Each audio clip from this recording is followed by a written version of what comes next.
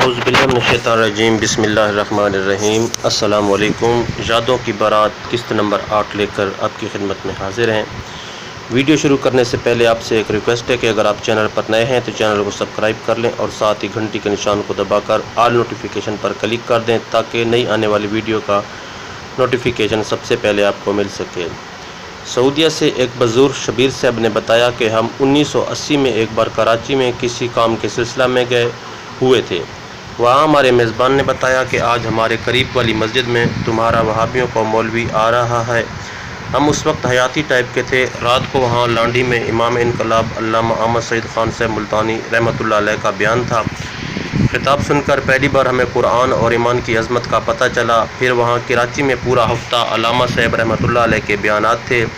हमने अल्हम्दुलिल्लाह सब प्रोग्रामों में शिरकत की। आखिरी प्रोग्राम के बाद हज़रत अल्लामा साहब उम्रा की अदायगी के लिए हरमैन शरीफैन चले गए। इसके बाद मैं भी मुलाजमत के लिए सऊदीया चला आया। जब छुट्टी के लिए घर जाता तो बावजूद कोशिश के अल्लामा साहब से मुलाकात ना हो पाती। आखिरकार 40 साल बाद अपने महबूब मोहसिन से शाह वाली ज़िला खुशाब में मुख्तसर मुलाकात हुई। अल्लामा साहब रहमतुल्लाह अलैह का जेल से रिहाई के बाद पहला प्रोग्राम था जिसमें हज़ारों दीवाने पंजाब के मुख्तलिफ़ कोनों से पहुँचे हुए थे। इस तरह कुछ दिन बाद सुल्तानपुर मेकन सरगोदा में बयान के बाद मैंने कराची प्रोग्रामों के मुतल्लिक बताया तो इमाम इनकलाब रहमतुल्लाह अलैह ने फ़ौरन पहचान लिया कि तुम शान कड्डर के हो। हम उनके क़ुव्वत हाफ़ज़ा पे हैरान रह गए। शबीर साहब कहते हैं कि अब भी सऊदीया हूँ जहाँ आपकी पोस्टें और वीडियोज़ देखकर बहुत खुश होता हूँ और रोज़ाना इमाम इनकलाब रहमतुल्लाह अलैह के दर्जात की बुलंदी के लिए दुआ करता हूँ। खबीर के ज़िला गुजरांवाला से मौलाना कलीमुल्लाह ढलू साहब जो हमारे दौरे तफसीर के क्लास फ़ेलो भी रहे हैं, उन्होंने चंद दिलचस्प वाक़यात दिलचस्प अंदाज में सुनाए जो सिर्फ़ उनकी ज़बानी सुनने के लायक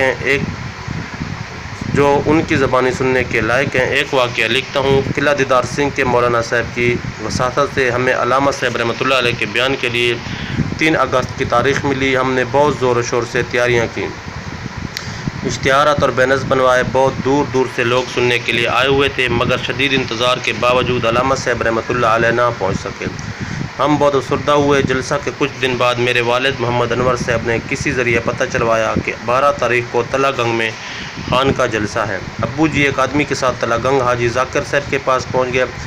वहाँ ढोक फ़कीरा गाँव में प्रोग्राम था। रात को मौलाना अल्लाबख्श तौहीदी रहमतुल्लाह अलैह ने लाजवाब बयान फरमाया और बदकिस्मती से अल्लामा साहब वहाँ भी ना पहुँचे। अब्बू जी को दूसरा आदमी कहने लगा, अनवर मेरे पास पैसे तो पूरे हो गए। तौहीदी ने आज सारी थकावट उतार दी मगर अब्बू अंदर ही अंदर गुस्से में थे। कहते हैं जब हम वहाँ से निकलने लगे तो सामने से कार दिखाई दी।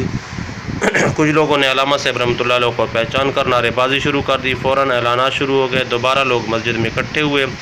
उस दिन अल्लामा साहब रहमतुल्लाह अलैह ने 3 घंटे खिताब फरमाया। ऊपर वाले स्पीकर और फिर खान की जवानी वो खिताब कभी नहीं भूलता। जब मुअज्जिन ने फजर की अजान शुरू की तब अल्लामा साहब रहमतुल्लाह अलैह ने आखिर दावा ना पढ़ी।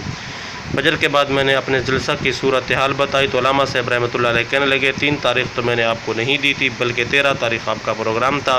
शुमी किस्मत उस दिन 13 तारीख़ थी। हम अल्लामा साहब रहमतुल्लाह अलैह के साथ असर के वक्त खबी के पहुँच गया। हर तरफ ऐलानात करवा दिए। इस दिन बहुत शदीद गर्मी थी और सुबह के वक्त शहर से बाहर निकल कर बारिश के लिए नमाज इस्तिस्का पढ़ी मगर गर्मी ने ज़ोरों पर रही। खुदा का करना ऐसा हुआ कि असर से लेकर इशा तक इतनी तेज़ बारिश हुई कि हर तरफ पानी ही पानी हो गया। इशा के बाद हक़ व सदाकत की निशानी आलम रब्बानी इमाम इनकलाब अल्लामा अहमद सईद खान साहब मुल्तानी रहमतुल्लाह अलैह ने निराले अंदाज में मसला तौहीद बहुत अनोखे अंदाज में बयान फरमाया। ऐसा बयान बहुत अरसा बाद लोगों ने सुना था। अल्लाह की उन पर रहमत हो। वो चंद लम्हे जो गुज़रे तेरी रफ़ाकत में न जाने कितने बरस मेरे काम आएंगे। तहरीर मोहम्मद सैफुल्लाह खालिद, पेशकश वॉइस ऑफ मरकज़ी IT पाकिस्तान यूट्यूब चैनल। बस।